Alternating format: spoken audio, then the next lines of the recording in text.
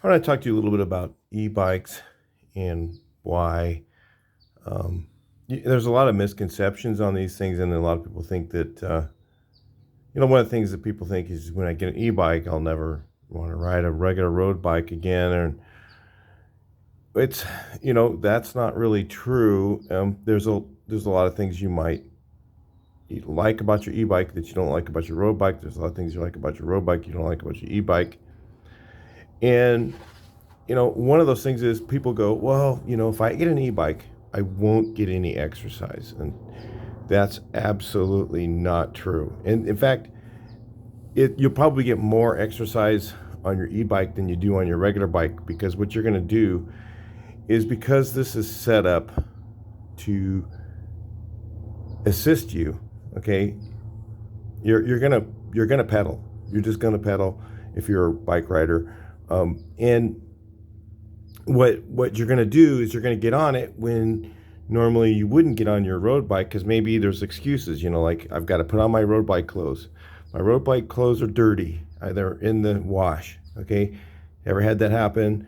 Or my road bike, something's wrong with my road bike, or something, there's a lot of excuses that you make, or they're not really excuses. Sometimes they're reasons, but there's a lot of times when you just don't want to ride. Maybe I just did a century yesterday. I don't really want to ride my road bike, so I'm going to take the day off. And you'd like to get a few miles if you can. Or maybe you live in the hills, and just to leave your house, you've got to, climb hills, and you just did a century, or you did a half century yesterday, and you're like, hey, I don't want to get on my road bike because I'm, it'll wear me out too much. And then you miss that day of training and all that stuff. There's a million reasons why you're not going to ride that day. And what you'll do is you get on this instead. Okay. So you don't need to be in your road bike clothes. You don't need to be in your bike clothes on this. You got a chain guard. You can have pants on. You could just hop on it and do a quick 10 miles, and you'll get some miles on, and you might say, well, quick 10 miles or whatever, but you're going to do 10 miles really, really fast, and you're going to get that 20 minutes of exercise that you need every day, so it is a great thing to have for guys who are bike riders, as a second, or, as another way to train and keep in shape. And it's great for people who aren't, who don't ride bikes. Maybe you just, maybe it's just like, I don't know, I'm not going to get into bike riding because it's just too hard, to get back into it.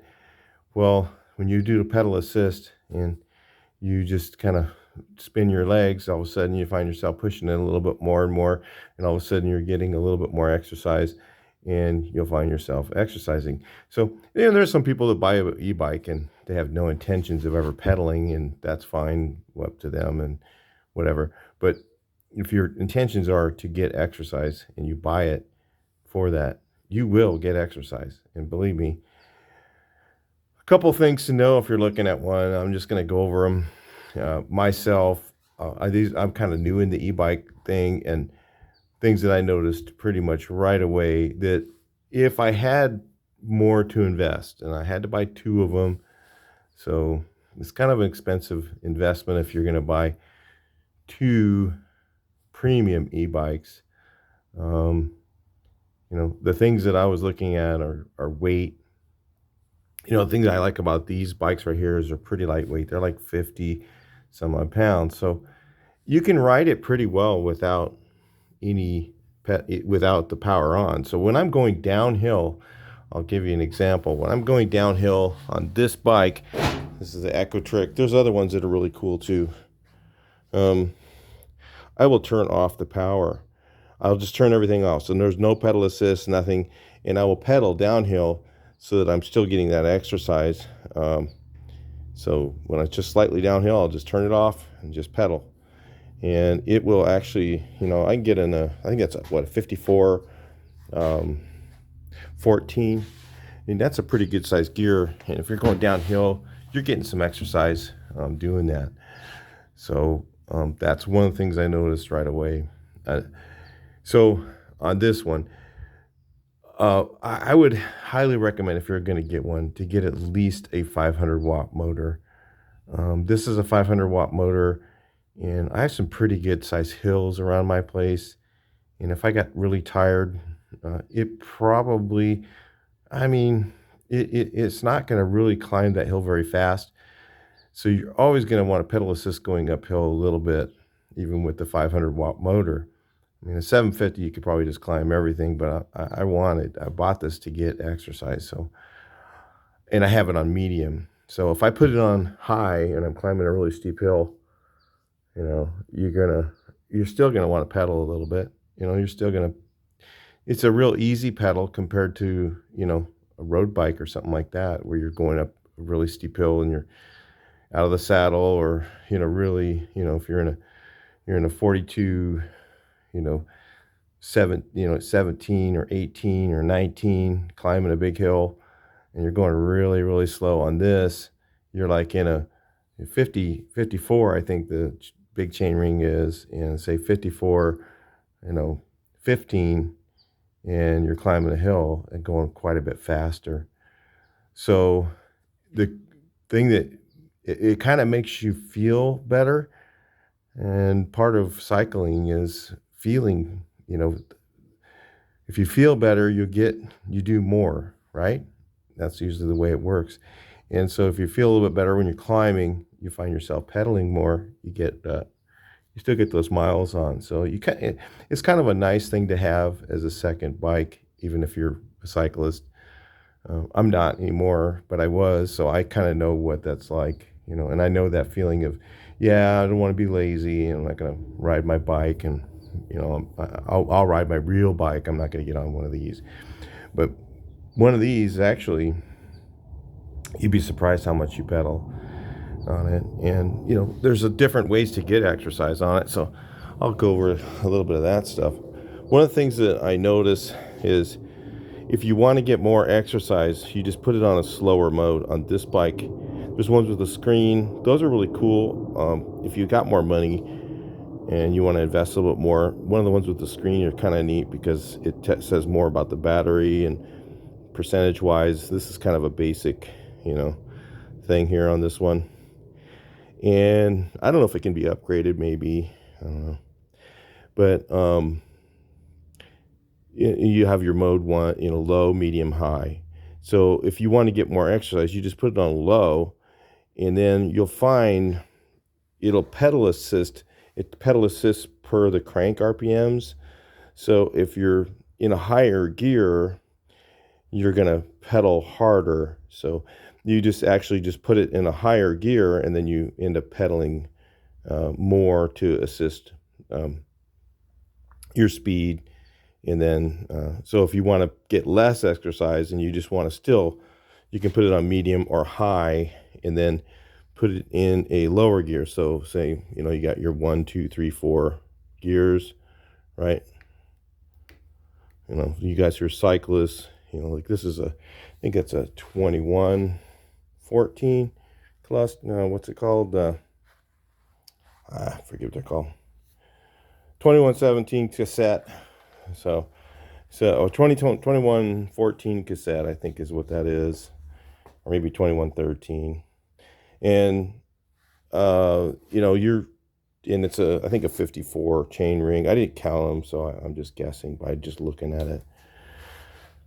But you'll find that you're going to want to be in your lower gear, if you want to get less exercise. So let's say you had a hard day on cycling the day before, and you want to just kind of move the legs a little bit.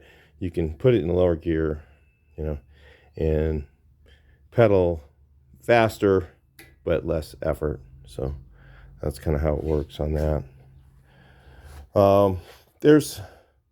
I would say an entry-level bike would be something with name brand derailleurs. No suspension on this bike. It's lighter. That's why I got it this way, because it's easier to lift in and out of the car. Suspension would be nice if you're riding this in the dirt. It's pretty bumpy. But if you're riding it on the pavement, really there's not much need for suspension. There's a little bit, but not really, you know. I, I, I don't know. I'm used to riding a bike, so I don't mind feeling the bumps and stuff going down the road. But the difference in weight, you might be talking about, 15 pounds. And then if you can't lift it into your car, what's the use? Then you're making excuses. Why not taking it with you somewhere because it's too heavy to put in the car and hurt your back or whatever. So I figure lighter is better.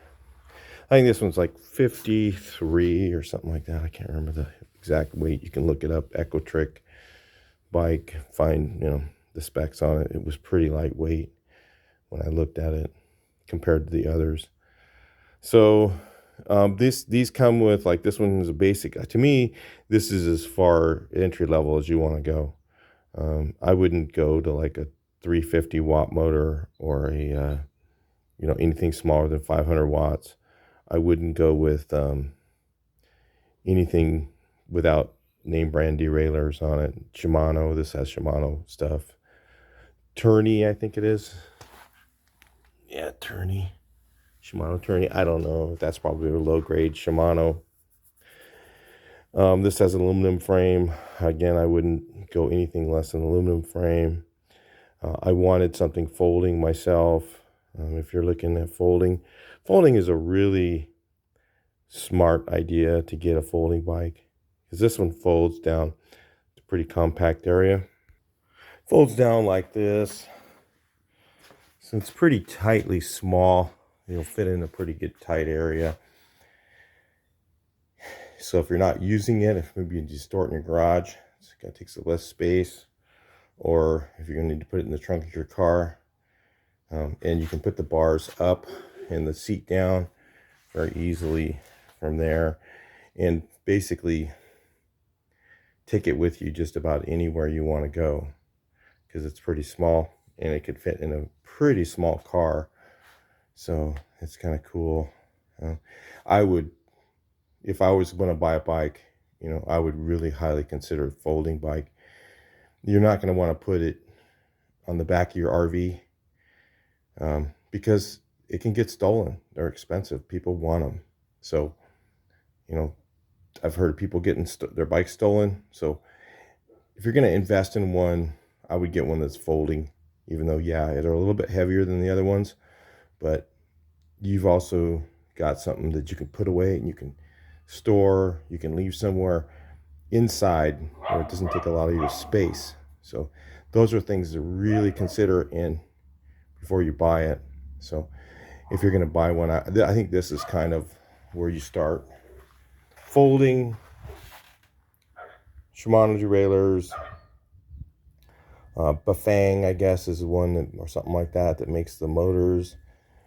I think this has a Bafang motor in it. I don't know, but I'm pretty sure it does. And then these have basic components on it as far as the electric goes. That's kind of the basic stuff. The things that I wish I could have afforded, and I'll tell you what they are, is I wish I could have gotten one with the screen for about $100 more. You can get one with a screen, with a nice little screen on it that shows your cyclometer, because I gotta buy a cyclometer for this. So it's kind of like, I definitely want to have, computer tell your speeds and stuff like that. And maybe front suspension.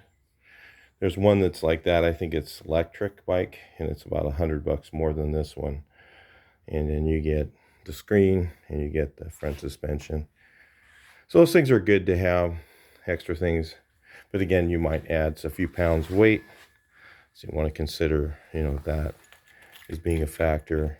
It depends on your age, how much weight you can lift up. 50 pounds is not heavy. It's pretty agile. It's pretty easy to move around. This bike really doesn't hardly feel like an electric bike when you're riding it. It goes along pretty nicely without the power. So I can turn the power off and ride it and have no problem. I don't feel like I'm on something that's overly heavy. So it's actually pretty nice as far as that goes. So if you're thinking that that's going to be an issue, it's probably not in this weight category, a 50-pound bike. Some of them are like 70 pounds. That's kind of heavy.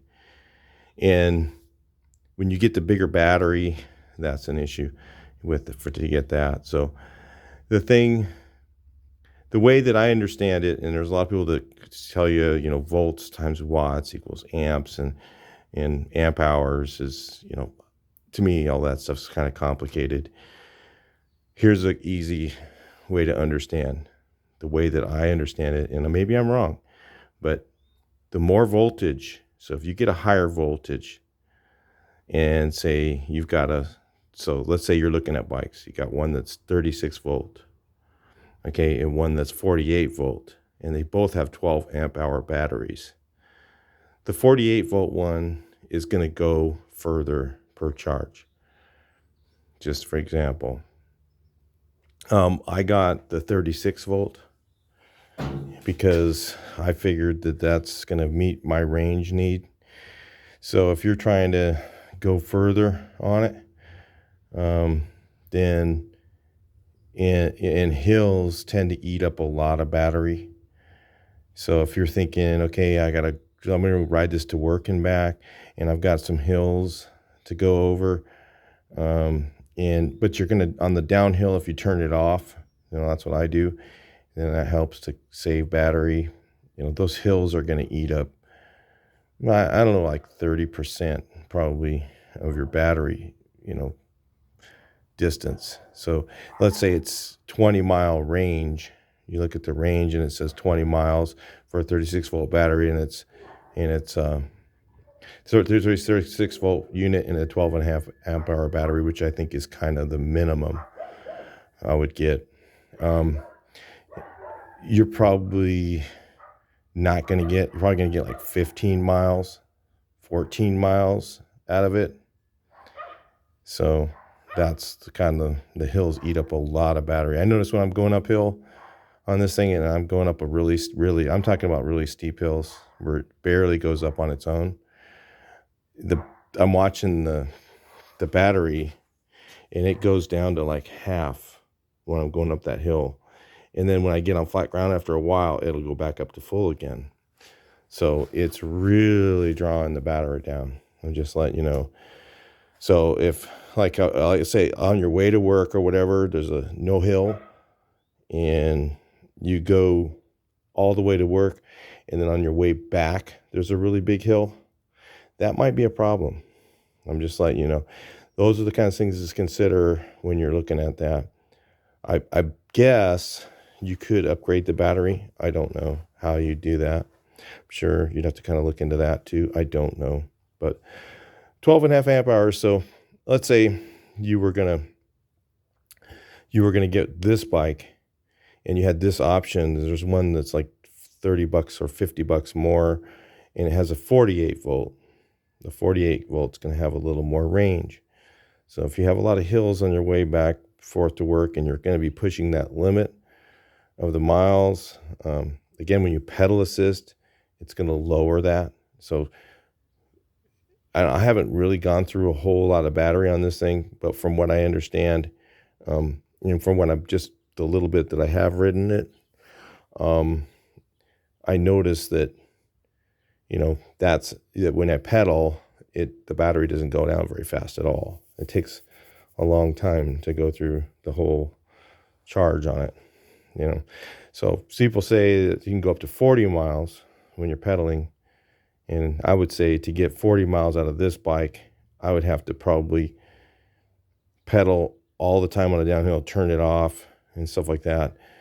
I don't think I could get a full 40 miles out of this charge, out of this thing, really.